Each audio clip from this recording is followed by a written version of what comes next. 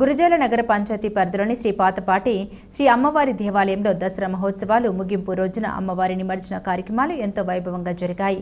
అమ్మవారిని ప్రత్యేకంగా వాహనాన్ని ఏర్పాటు చేసి పురవీధుల్లో ఊరేగింపుగా కృష్ణానదిలో నిమజ్జనం గావించారు. ఈ కార్యక్రమంలో అమ్మవారి దేవాలయ అధ్యక్షులు పెరుమల్ల ప్రభాకర్ రావు, ఆలయ అభివృద్ధి కమిటీ సభ్యులు పాల్గొన్నారు.